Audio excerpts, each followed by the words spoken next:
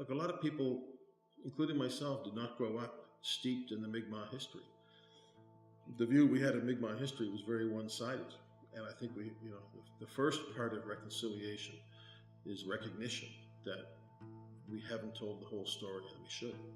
These are the first people in this community, and I think for a long time they haven't been recognized, and their culture, their history, and I think that that's an important thing for the city to do with any population, but particularly with the first people who were here. I think that they have an expectation and a right to be part of the new Halifax, and I want that. There's a lot of steps, but for me, it's what is the relationship and how do we make decisions? What is that founded on?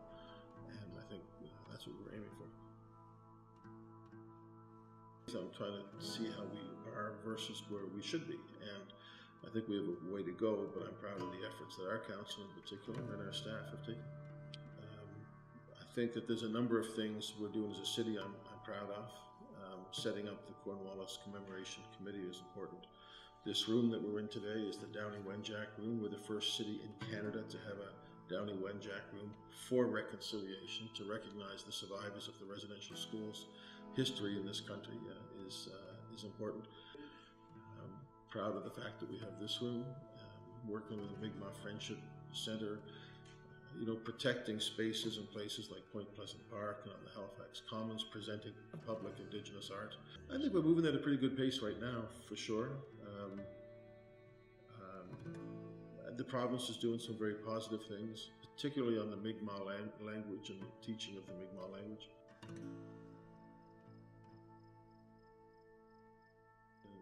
Justice Sinclair, in his TRC report, he talked about the 90-some principles, or actions, but there was also a number of principles, and one of those principles is education and respect.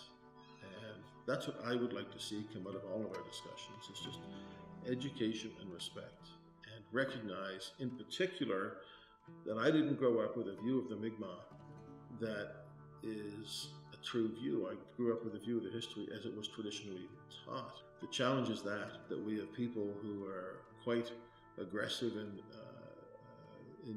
proposing actions on one side, and people who are very aggressive and traditional and defensive about saying, wait a sec, you're insulting my culture to promote your own.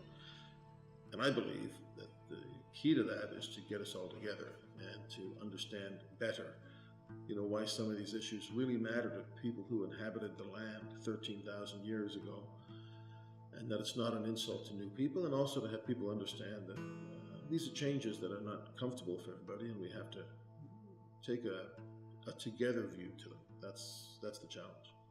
We're not denigrating history. This idea that we're trying to change history, it's not the case. History is history.